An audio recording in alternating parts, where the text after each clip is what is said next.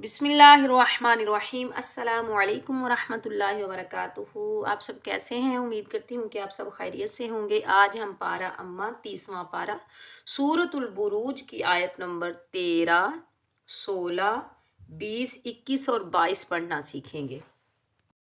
अक्सर मेरे प्यारे प्यारे बहन भाई जो हैं इन आयात को पढ़ते हुए सही तरीके से इनकी अदायगी नहीं कर पाते।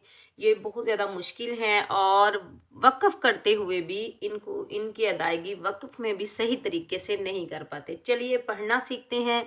हम कैसे पढ़ेंगे? हम इन 5 आयात की आज मशक करेंगे। तो आपने हर्फ बार गौर से सुनना है और अच्छे से समझ कर याद करना है। अब यहाँ देखें, आयत नंबर 13 के अंदर या साकिन है और वक्फ में हमने दाल को भी साकिन अदा करना है। तो हम कैसे पढ़ेंगे? अब या के ऊपर हमजा आ रहा है तो इसको हम कैसे पढ़ेंगे? चलिए हम सही से अदायगी करना सीखते हैं। ठीक है, इन्नहू हुआ, नून मुशद्दिद पर गुन्ना करेंगे। जब गुन्ना करेंगे तो नाक में आवाज़ पैदा करेंगे और हा उल्टा पेश हु को एक अलिफ की मिकदार में खींच कर अदा करेंगे।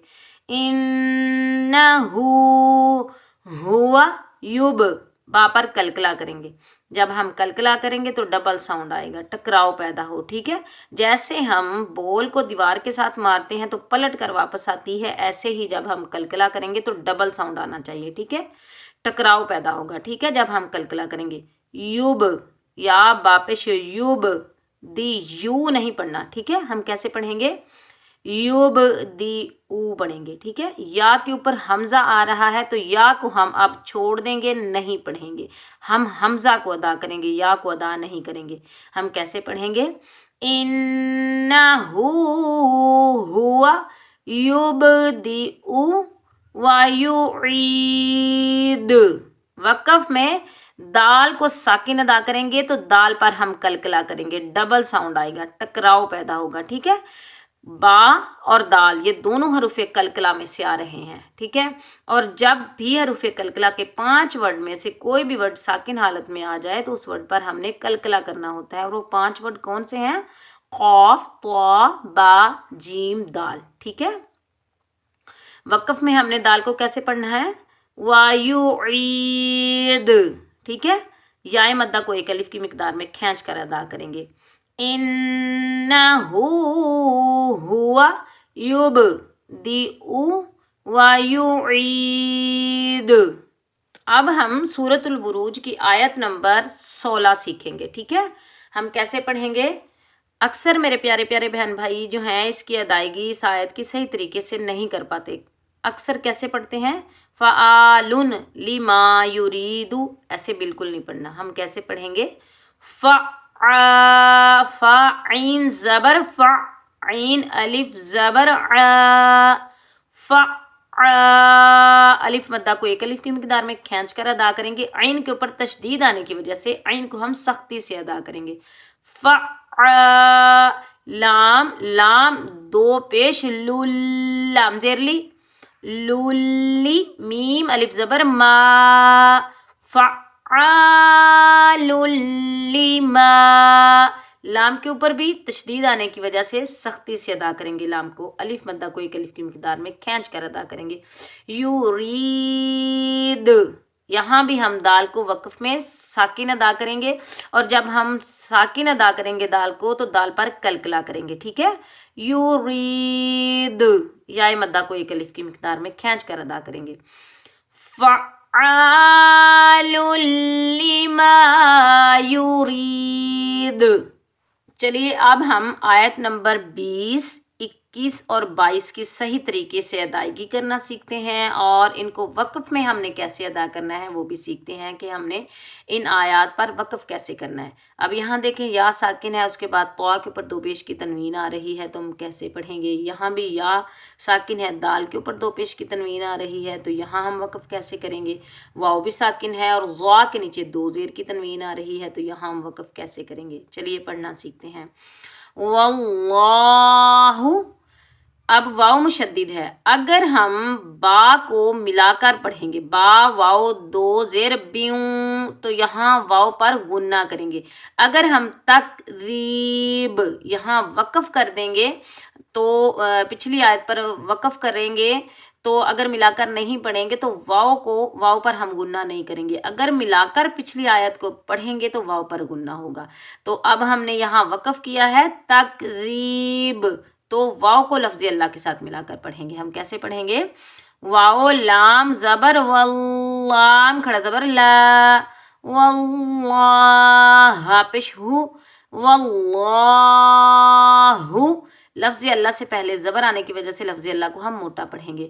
واللہ میم نون واو زیر میوں، واو زبر وا میوں وا، یہاں ادغام مال گننا ہوگا، ٹھیک ہے، نون ساکن ان کے اندر مدغم ہو جائے گا۔ جب ہم ملا کر پڑھیں گے تو میم کو واو مشدد کے ساتھ ملا کر پڑھیں گے، میو وا کریں گے تو غلط ہو جائے گا، تو ہم کیسے پڑھیں گے؟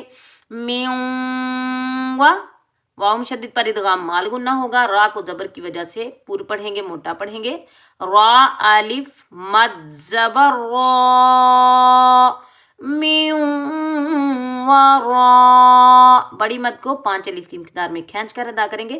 حمزہ زیر ای، ہا میم، میم زیر ہم، میم پیشمو، میوں ورائہم، یہاں بھی میم مشدد پر بھی ادغام مال گننا ہوگا۔ ہا یا زیر حیط، طوا پر بھی ہم وقف میں قلقلہ کریں گے، محیط، واللہ من ورائہم محیط، بل ہوا قرآن مجید، دال کو ہم ساکن ادا کریں گے تو دال پر ہم قلقلہ کریں گے، ٹھیک ہے۔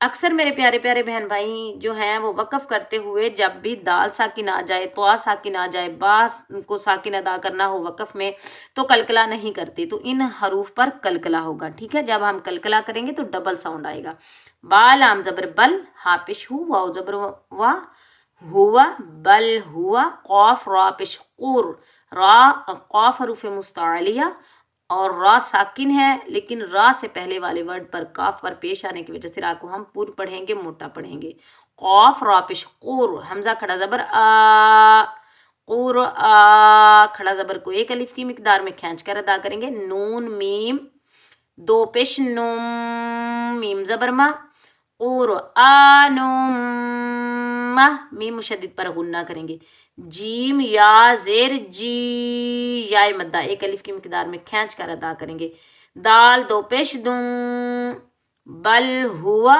قرآن مجید، اگر اگلی آیت کو ملا کر پڑھیں گے تو دال پر اخفا ہوگا، لیکن اگر ہم وقف کریں گے تو وقف میں دال کے اوپر 2 پیش کی تنوین آ رہی ہے تو کیسے ادا کریں گے؟